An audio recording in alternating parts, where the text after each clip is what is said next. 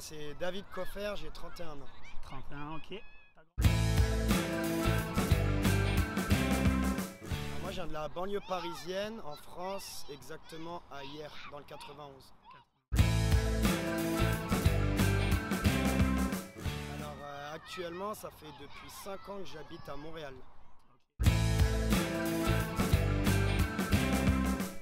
Est-ce que je leur dis la vérité ou pas? Allez, je me lance. À la base de la base, c'était pour apprendre l'anglais. La vérité, ça a été un échec total. I'm not bilingual now. Mais non, c'était une opportunité universitaire. Avec mon université en France, j'avais la chance de faire un échange en 3e année. Et je voulais chercher un pays à la fois francophone et anglophone. Donc c'était une bonne opportunité pour moi. Alors moi, ça fait depuis 11 ans, depuis 2009. J'ai atterri à Sherbrooke, c'est une ville étudiante à 2 heures environ de Montréal.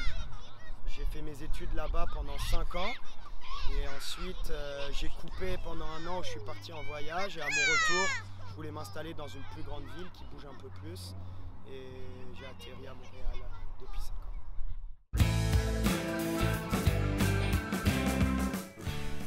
Ah, il y en a eu des démarches.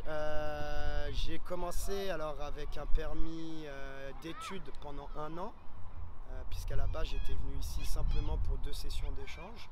Ensuite j'ai enchaîné, j'ai renouvelé ce permis pour 3 ans pour terminer mes études. Ensuite j'ai enchaîné avec un permis de travail post-diplôme pour me permettre de travailler un petit peu. J'ai lancé ma résidence permanente et depuis 4 ans maintenant je suis résident permanent. Et là j'entame mes démarches pour être citoyen canadien. Alors j'ai plusieurs employeurs parce que alors à la fois je suis prof d'éducation physique, ça c'est mon métier principal dans les écoles primaires, mais je coach également aussi au soccer, au football. Donc je coach à la fois des camps pendant les vacances et pendant les étés et j'ai une équipe aussi à la Pré-Académie de l'Impact de Montréal que je suis.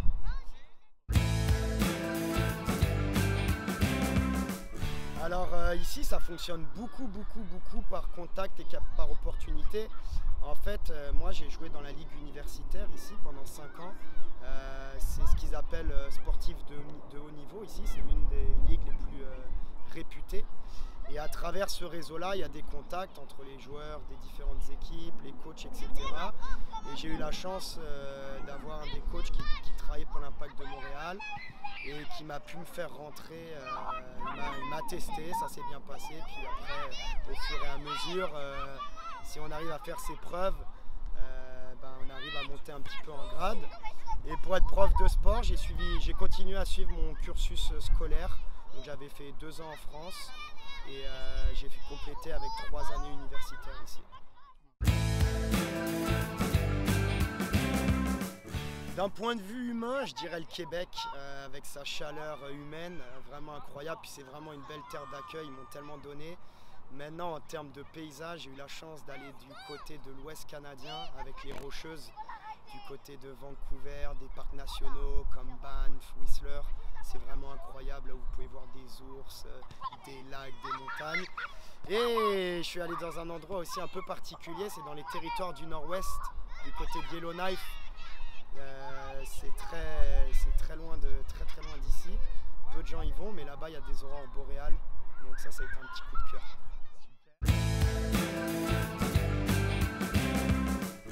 Ah écoute, moi c'est une de mes parties préférées de l'année.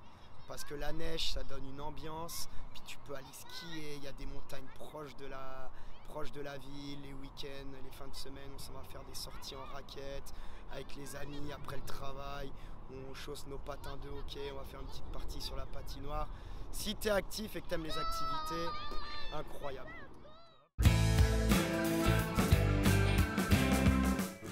Ah, franchement, c'est une bonne petite partie de hockey avec les amis, couronné d'une petite bière après l'effort, il n'y a rien de mieux.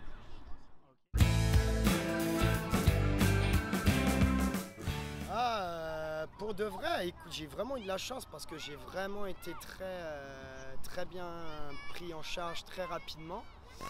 Je te dirais peut-être avec tout ce qui est visa.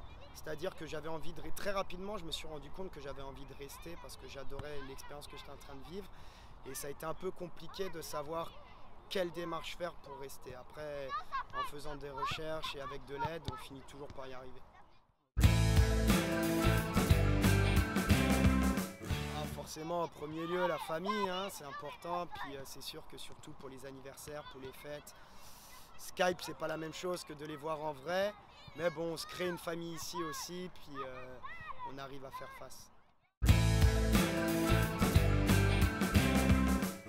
La qualité de vie, sans aucun doute, la qualité de vie, ça englobe énormément de choses, mais ça passe par les opportunités que j'ai pu avoir ici, que je n'aurais pas pu avoir en France. Ça part du salaire, ça part de l'ambiance de travail, ça part de l'équipe de travail, les collègues. Puis après le travail, c'est pas on rentre à la maison, métro, boulot, dodo, c'est on va faire des activités avec les amis, on va se boire des bières, on s'organise des activités le week-end. Donc j'ai vraiment envie de dire la qualité de vie au quotidien. Ok.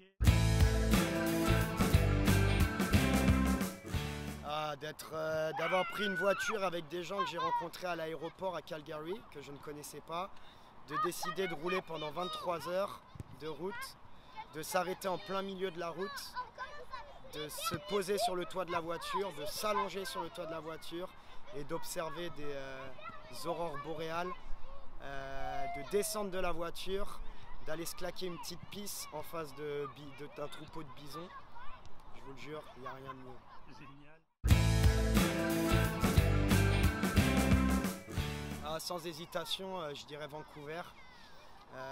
C'est dans l'Ouest canadien, une ville incroyable, surtout du côté de la nature, avec l'océan en plein centre-ville, entouré de montagnes de même grandeur que les Alpes. Pour tout ce qui est plein air, là, impossible à battre. Fonce, prends ton billet d'avion, fonce. Surtout, n'aie pas peur. Ici, tu vas voir les gens, le contexte, tout va faire en sorte que si tu es positif et si tu vas vers de l'avant, une nouvelle aventure et une très belle nouvelle aventure t'attend ici. Donc vraiment, fonce. Bon écoute, merci pour les réponses. On va te laisser t'occuper des petits là parce qu'ils font n'importe quoi. Merci à toi David. Merci bien.